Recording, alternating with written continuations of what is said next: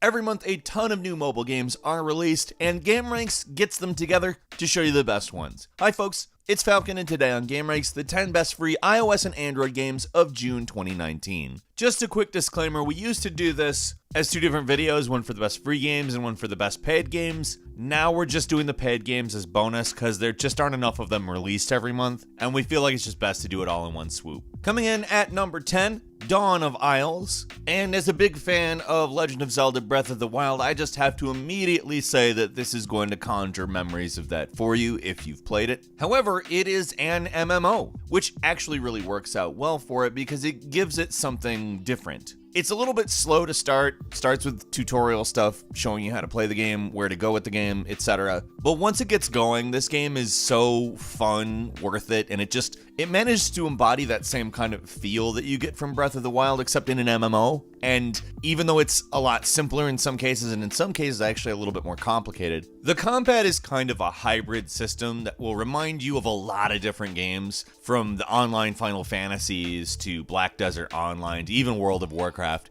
Honestly, this is a game that would take a very long time to fully explain, but if you like the idea of an MMO that's very much like Breath of the Wild, this is where to go for that. Dawn of Isles is out now on iOS and Android. Coming in at number 9 is Night Brawl. Now, yes, this is a brawl game. It is not a particularly complex one, but I think you'll find that the elements it adds in order to compensate for the lack of controls, touch brawl might be pretty awful actually, is that every weapon is basically a spinning thing, and for whatever reason, this becomes really fun really fast. Now, the art style's not gonna knock your socks off at all, but it's certainly serviceable. It's not confusing, it's bright, it's colorful, it's fun, but it's really the gameplay that's so simple and yet so effective that works so well here. The dev is also constantly working on updates, so that's great too. Night Brawl is out on iOS and Android right now. Coming in at number 8,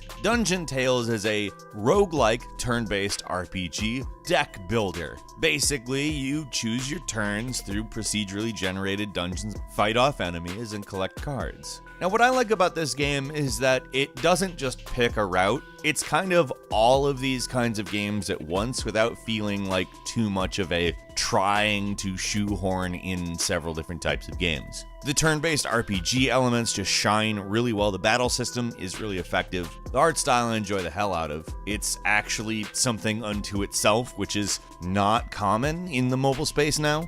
Dungeon Tales is currently out on Android. Coming in at number 7 is Lego Tower. Now, if you're familiar with other tower building games, I would say you basically know what you're getting here. However, you're getting a lot more Lego themed stuff, a lot more collectibles, a lot more visually distinct sections, and there's not really dinosaur stuff in a lot of these tower games. Lego Tower is very much like Tiny Tower if you open up to the absurdity of exactly how far-reaching the LEGO licensing is. And while they're not exactly indulging the licenses, there's a lot of stuff that makes a lot of nods towards, the superhero stuff.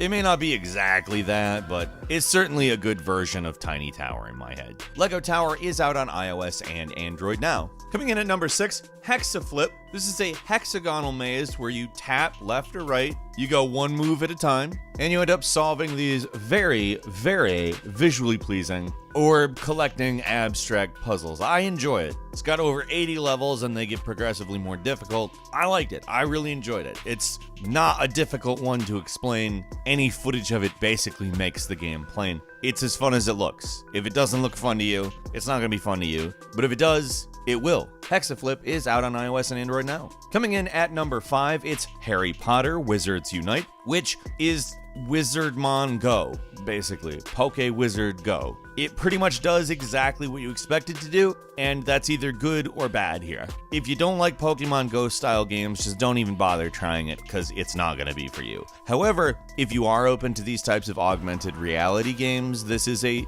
more than competent one. I would even say a pretty darn good one, because it does go quite a bit beyond, hey, it's a pocket monster, throw the Pokeball at it, man, to, different spells, different wands, portals opening. It really goes goes well beyond the original concept of Pokemon Go, and for that reason, I think it deserves some bit of lauding. It deserves credit for that. Now, I don't think it's going to convert people who don't like this type of game, but for people who are maybe tired of this kind of game, I think it injects a much-needed boost of adrenaline to the genre. Harry Potter Wizards Unite is out on iOS and Android now. Coming in at number 4 is Shop Titans. Now, this might sound silly to you right off, because it's basically building a store where you build and sell armor, gear, swords, etc., and try to make a business prosper and basically build a town with your friends if you're interested. There's also a lot of questing. You can go out for loot. It helps you build new things, obviously. I wouldn't call it a business simulator because it's, I think, maybe a little bit on the not so real side. A lot of things don't really work like real life, but I don't know that I'd consider that a bad thing. It's a fun game, it explains itself very clearly. I wasn't confused, I wasn't bored, I enjoyed it, and I feel like for people looking for this type of game, this is the one you probably want to try this month. Shop Titans is out on iOS and Android right now. Number 3, Breaking Bad Criminal Elements. A very timely game, which is a Breaking Bad base builder driven by the same type of story that you get in the actual Breaking Bad show, except for it obviously doesn't end with you dying. Or maybe it does, I don't know. I haven't beaten it yet. It basically is a good base builder, a competent one that's fun, it's not overcomplicated, it's not boring, it's not too much, with a skin over it for fans of Breaking Bad that makes it more interesting. I will say this is a game that's a little bit late. This probably would have been better received a few years ago when base builders were really a big thing. That being said, it is a great example of a base builder, and I enjoyed it. Breaking Bad Criminal Elements is out on iOS and Android now. Coming in at number 2, Talion, which is a really well-made, pretty 3D MMORPG. What's great, this game has 20 versus 20 PvP fights, and that is probably worth the entry price alone. It's got a good battle system, it's got various different modes like team battles, death matches, and Occupy, which is a command post capturing mode. Honestly, in a lot of ways, it feels a lot like a PC game from a couple years ago. It's got great graphics. Reminds me a lot of Final Fantasy, the online ones, which I like a lot. And even though it has a fairly limited color palette for the most part, when things get going, it becomes really colorful, which I like. And it's got a lot of character creation options. Talion is out now on iOS and Android. And finally, coming in at number 1, it's Nonstop Night 2. This is an action RPG, a hack and slash. It's a game that manages to do the controls of an action RPG quite well